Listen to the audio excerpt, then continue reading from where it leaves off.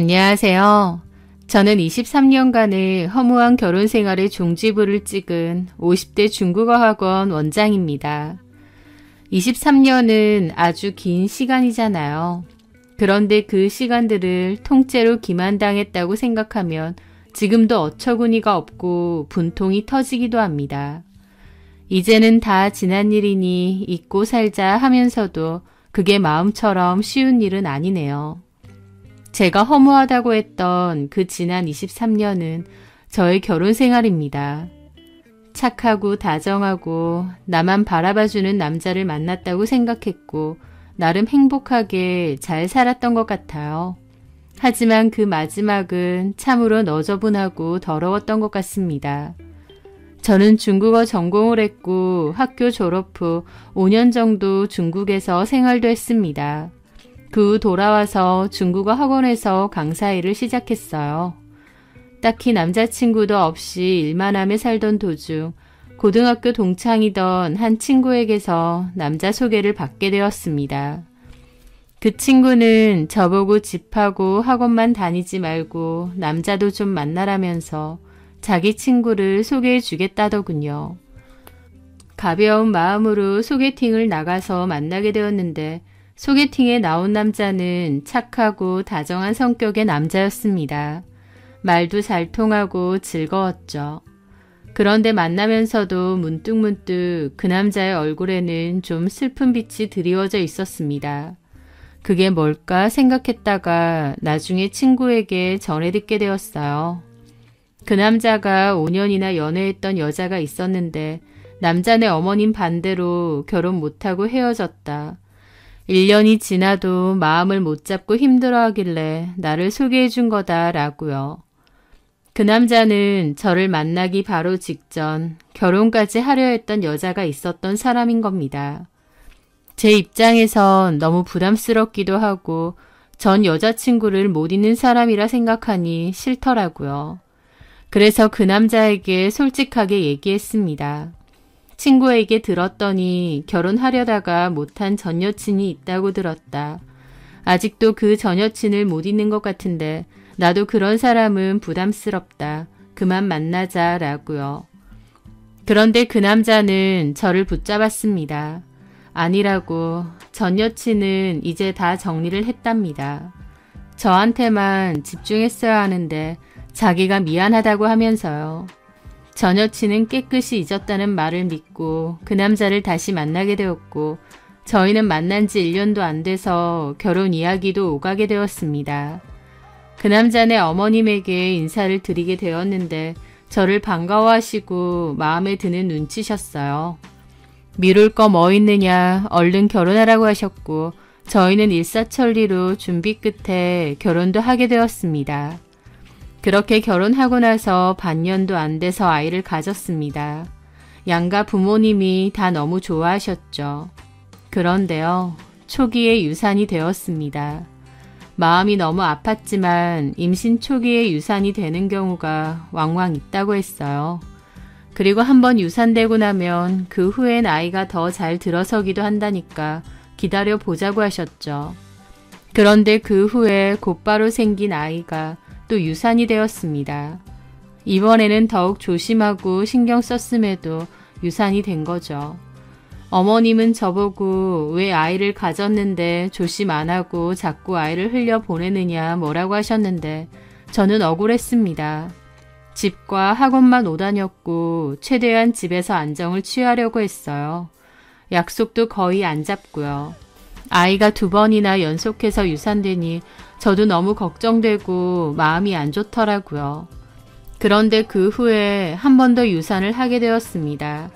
병원에 가서 검사를 하게 되었고 습관성 유산 판정을 받게 되었어요. 자궁이 약하고 문제가 좀 있어서 또 아이를 가져도 유산할 가능성이 높다고 했습니다. 나름 병원 치료도 받고 생활 속 관리도 열심히 하려고 했어요.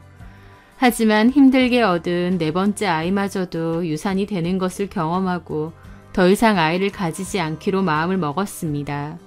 어머님은 그래도 시도를 해보라고 닥달하셨지만 잦은 유산으로 제 몸도 너무 축나고 그 상실감과 아픔을 또 겪고 싶지 않았어요. 4번이면 족하다고 생각했고 내 팔자에 아이는 없다고 생각했습니다.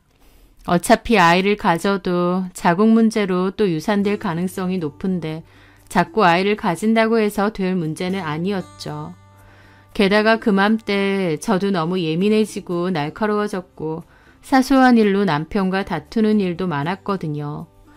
저는 남편에게 진지하게 아이를 안 가지고 싶다고 했습니다. 더불어 나는 아이를 갖기 힘든 몸이니 자식이 필요하면 이혼을 해주겠다. 우리는 결혼 기간도 길지 않고 자식도 없으니 새 출발하려면 얼마든지 할 수 있을 것이다. 원한다면 이혼을 해주겠다라고 했습니다. 제가 남편에게 해줄 수 있는 유일한 배려 같았어요. 남편도 어머님도 자식을 원할 텐데 저는 아이를 임신하기 힘든 몸이었으니까요. 저의 제안에 어머님은 이혼하라고 하셨습니다. 어머님은 손주가 중요하신 분이었기에 아이를 가지지 못하는 며느리는 필요 없다고 생각하시는 듯 했죠. 하지만 남편은 달랐어요. 죽어도 저랑 못 헤어지겠답니다. 그맘때 남편과 다투는 일도 많고 냉전일 때도 많아서 남편도 어머님처럼 알겠다고 이혼하자고 할 줄 알았습니다. 그런데 남편은 애가 없으면 없는 대로 살면 되지 왜 이혼하느냐며 저랑 못 헤어진대요. 저는 남편에게 몇 번이나 잘 생각해보라고 했습니다. 나중 돼서 후회하지 말고 차라리 지금 결정하라고요. 남편은 후회 안 하고 저만 있으면 된다고 했습니다. 저도 그렇게 말해주는 남편이 너무 고맙고 감동도 받았죠. 이 사람이 나에 대한 마음이 이토록 크구나 알게 되었고요. 그렇게 남편과 저는 아이 없이 살기로 합의를 했는데 문제는 어머님이셨어요. 어머님은 완강하게 저희가 이혼을 했으면 하셨고 그 일로 남편과도 많이 부딪히셨습니다. 남편은 어쨌든 우리 부부의 일이니 엄마는 간섭하지 마시라고 했죠. 아들이 완강하게 나오니 저한테 전화해서 따지셨어요. 아이도 못 가지는데 왜 내 아들하고 결혼했느냐며 저를 책망하셨죠. 또 손주를 꼭 보고 싶은데 네가 양심이 있으면 내 아들하고 이혼을 하라고 강요하시기도 했고요. 어머님이 이혼을 지속적으로 요구하고 너무 힘들었습니다. 결국 남편이 이 사실을 다 알게 되고 어머님에게 강력하게 말했어요. 우리 부부 사이의 일에 자꾸 관여하면 어머님을 안 보고 살겠다고요. 그런 과정에서 저랑 어머님 사이도 많이 틀어졌고 저는 어머님과 상당히 껄끄러워졌습니다. 그래서 그 이후로 꼭 필요한 행사가 아니면 제가 시댁에 가는 일은 최소한으로 했어요. 대신 남편은 자주 오다녔습니다. 그리고 남편은 저한테도 시댁에 자주 갈 것을 강요하진 않았죠.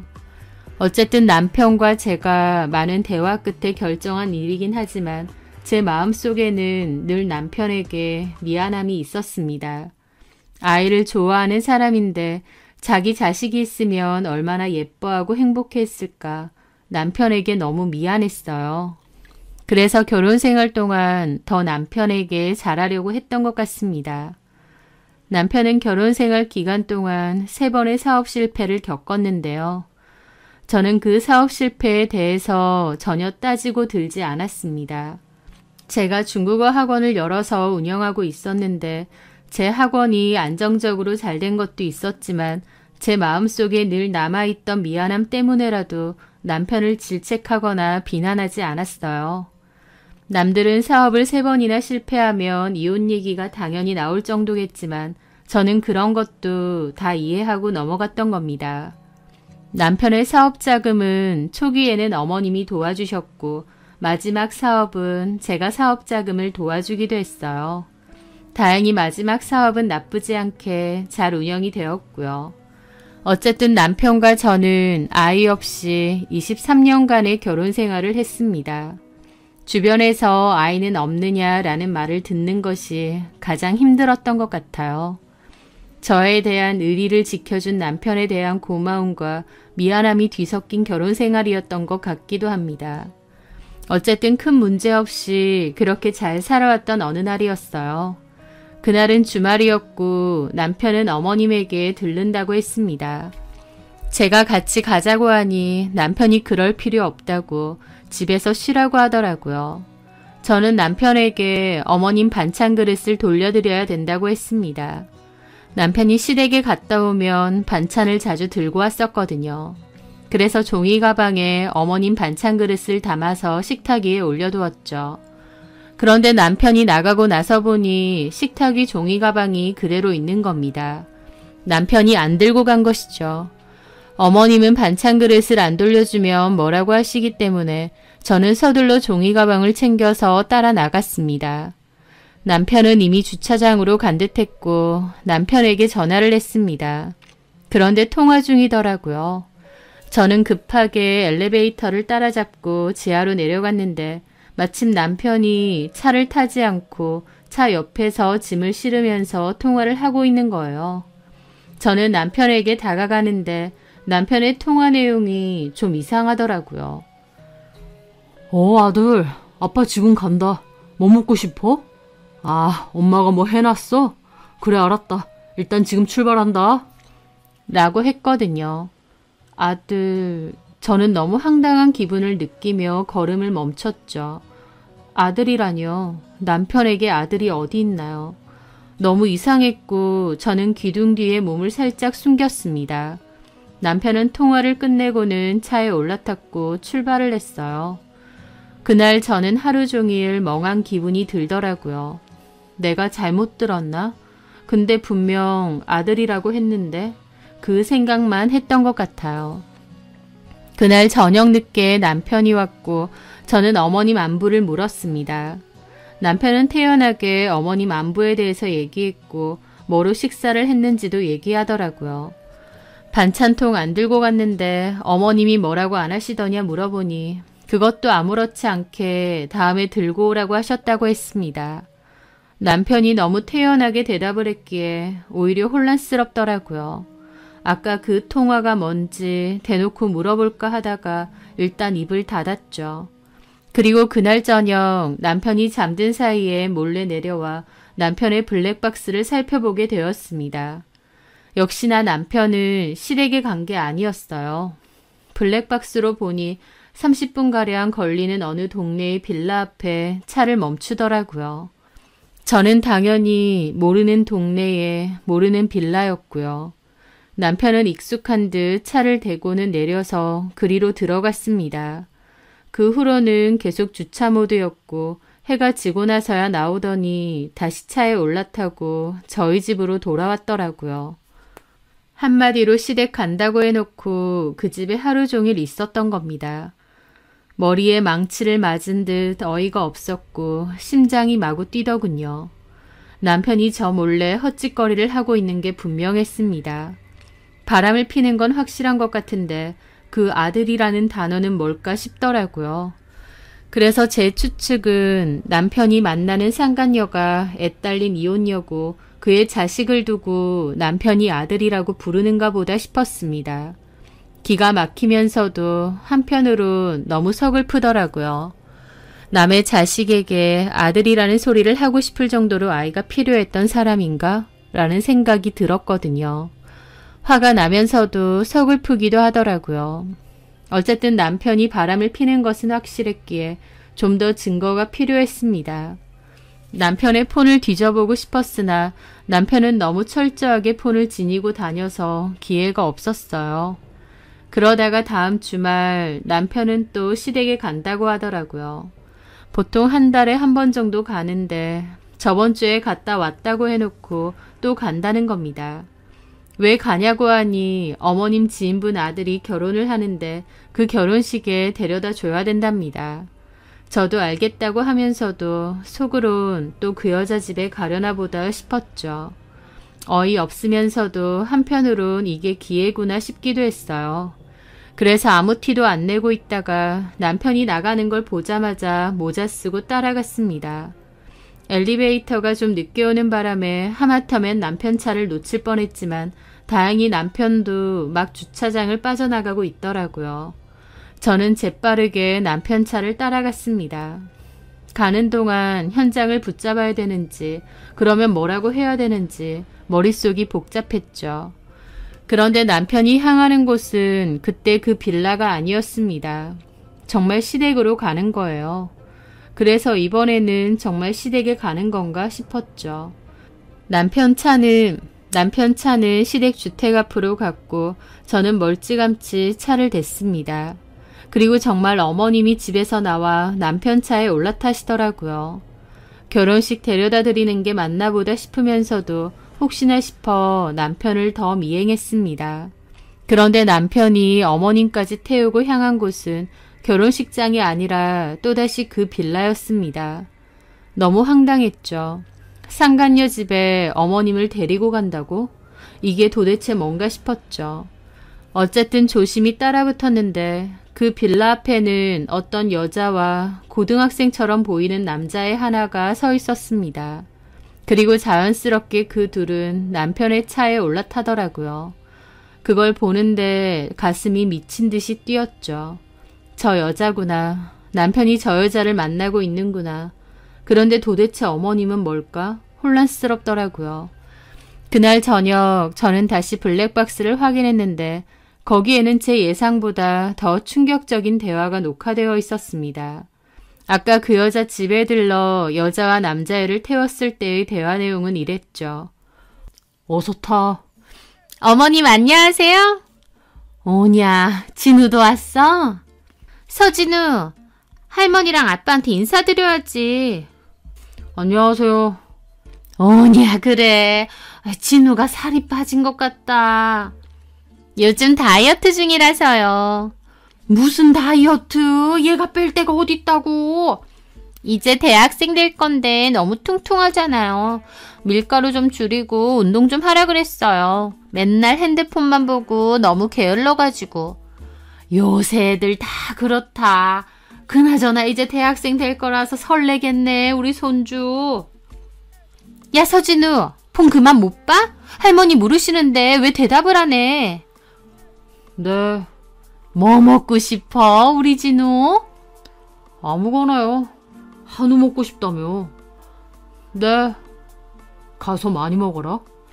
그래, 많이 먹어라. 할미가 사줄 테니. 이제 대학 가는데 뭐 갖고 싶은 건 없어? 차 사주세요. 차? 아, 얘가 정말. 아, 왜? 버스 타고 가기에는 너무 멀단 말이야. 그러게, 공부 좀 잘해서 가까운 데 가지 그랬어. 아, 진짜. 차 필요하면 사줘야지. 너 면허 있니? 따면 되죠. 그래. 일단 그건 천천히 얘기해보자. 우리 손자 오늘은 고기 많이 먹고 살이 쪽 빠졌어. 그 얘기를 듣는데 저는 순간 내가 뭘 듣고 있는 건가 싶더라고요. 그 대화는 너무나도 평범한 가족의 대화였습니다. 시어머니와 부부, 손주 이렇게 구성된 평범한 어느 가족의 대화요. 하지만 중요한 건 이 집의 며느리이자 남편의 아내는 저잖아요. 저 누군지도 모르는 여자와 남자애를 며느리 취급, 아내 취급, 손주 취급을 하고 있는데 황당하다는 말로 부족하더라고요. 이해가 안 됐습니다. 남편이 애딸린 이혼녀랑 바람 피워서 그 여자 아들한테 아빠라고 부르는 것까진 그렇다 쳐도 왜 어머님이 생판 남애 보고 할머니 손주 거리시나요? 그럼 결국 답은 하나뿐이었습니다. 그 남자애는 남편의 자식이라는 거였어요. 저는 충격에 충격을 받았죠. 대화로 유추해보면 그 남자애는 이제 대학생이 되는 나이인데 그럼 그 오랜 기간 동안 남편과 저 여자가 바람을 피고 두 집 살림을 했다는 거고 어머님도 그 모든 사실을 다 알고 있었다는 거잖아요. 저는 제 인생에 이토록 충격적인 일이 있을 거라고는 상상도 못했습니다. 몇 시간 동안 멍하게 있었던 것 같아요. 그 후로는 극심한 분노가 느껴졌고 그토록 오랫동안 기만당했다는 게 끔찍했습니다. 남편에게 당장 따지려다가 일단 그 여자가 어떤 사람인지 궁금했어요. 고민 끝에 저는 그 빌라 앞을 무작정 찾아갔습니다. 그리고 주구장창 기다렸어요. 기다리면서도 내가 뭘 하나 싶은데 그래도 그냥 주구장창 기다렸습니다. 그런데 그 여자도 아들도 안 보이더라고요. 결국 허탕을 치고 돌아왔고 다음 날 또 그 빌라를 찾아갔습니다. 볼 때까지 찾아갈 생각이었거든요. 그렇게 주구장창 기다리는데 해가 졌을 때였습니다. 저 멀리서 그 아들이라는 애가 폰을 보면서 걸어오고 있더라고요. 그리고는 그 빌라 안으로 들어갔는데 잠시 후 2층의 한 집에서 불이 탁 켜지는 겁니다. 아, 저 집이구나. 알겠더라고요. 저는 고민 끝에 그 집을 그냥 찾아가기로 했습니다. 저도 제가 왜 그랬는지는 모르겠는데 그냥 그 여자와 그 아들을 제 눈으로 직접 보고 싶었던 것 같아요. 저는 그 집 초인종을 눌렀고 잠시 후 그 남자애가 문을 열더라고요. 누구세요? 저는 그 남자의 얼굴을 빤히 봤습니다. 얘가 남편 아들이라고? 너무 기분이 이상하더라고요. 제가 대답을 안 하니 그 남자애는 누구냐고 재차 물었고 그 뒤로 그 여자가 누구시냐며 왔습니다. 그런데 그 여자는 제 얼굴을 보더니 단박에 누군지 알더라고요. 저는 그 여자의 존재를 몰랐는데 그 여자는 저를 이미 알고 있었던 것 같습니다. 화들짝 놀라는 걸 보고 제가 물었죠. 내가 누군지 아나 보네요? 엄마, 이 아줌마 누구야? 그 여자는 당혹스러워하더니 자기 아들 보고 나오라고 하더라고요. 그러더니 저에게 저기 여기 말고 나가서 얘기하시죠. 라고 했습니다. 그러면서 빌라 옆쪽으로 가면 카페가 하나 있는데 거기 있으면 옷 갈아입고 바로 가겠다고 했죠. 그 여자는 마치 이런 일이 올 줄 예상이라도 한 듯 차분히 말했습니다. 저는 알겠다고 했고 제 등 뒤에서 그 남자애가 누군데 하는 소리만 들리더라고요. 저는 그 여자가 말한 카페에서 기다렸는데 참 많은 생각이 들었습니다. 그리고 한편으론 그 여자와 어떤 대화를 하든 녹음을 해야겠다 싶더라고요. 저는 서둘러 폰에서 녹음 기능을 켰고 안 보이게 가방 안에 살짝 넣어두었습니다. 잠시 후 가디건 하나를 걸친 그 여자가 왔고 제 앞에 앉더라고요. 저는 그 여자가 앉자마자 물었죠. 내가 누군지 아는 것 같네요. 그 여자는 아무 말도 하지 않고 고개만 끄덕이더라고요. 그럼 어떻게 된 건지 얘기 좀 해보세요. 다 알고 왔고 증거도 있고 또 내가 누군지를 이미 알고 있다고 하니 잡아뗄 것도 없겠네요. 그 여자는 한숨을 쉬며 미안하다고만 얘기했습니다. 그쪽한테는 미안합니다. 남편하고는 오래된 건가요? 그리고 가만히 그 여자를 보는데 이상하게 그 여자 얼굴이 묘하게 낯이 익은 겁니다. 억지로 기억을 더듬어 보는데 문득 아주 오래전 봤던 그 사진이 떠올랐습니다. 연애할 때 남편의 서랍에 있었던 전 여자친구의 사진이요. 남편이 버리지 못했던 그 한 장의 사진을 말이죠. 아, 그 여자구나. 그 순간 알겠더라고요. 심종태랑 예전에 만났던 사이죠. 그 말에 그 여자도 좀 놀라더라고요. 아주 오래전이긴 하지만 사진이 기억나요. 얼굴은 정확히 기억 안 나지만 이미지가 이랬던 것 같아요. 전 여자친구 맞죠? 그 말에 그 여자는 한숨을 쉬었습니다. 어차피 다 알고 왔으니 어디 얘기나 해보세요. 여기서 당신 머리채 잡고 물 뿌리는 그런 짓은 안 할 테니. 그렇게 그 여자는 입을 열었고 얘기를 듣게 되었습니다. 제 기억대로 그 여잔 남편의 전 여친이 맞고 어머님의 반대로 결혼 못하고 헤어졌었답니다. 그러다가 남편과 제가 결혼한다는 얘기도 전해 들었고 몰래 저희 결혼식도 왔었다더군요. 그렇게 저희 남편을 가슴속에 묻고 살았는데 어느 날 저희 남편이 연락이 왔더랍니다. 그렇게 다시 얼굴을 보게 되었는데 와이프가 아이를 가지기 힘든 몸이라는 얘기를 했대요. 제 남편이란 작자는 아내의 치부를 지 전 여친한테 떠들어댄 거죠. 어쨌든 고민 상담 겸 그때부터 만났다는데 고민 상담 같은 소리 안에 쌍욕을 하고 싶은 걸 꾹 참고 들었습니다.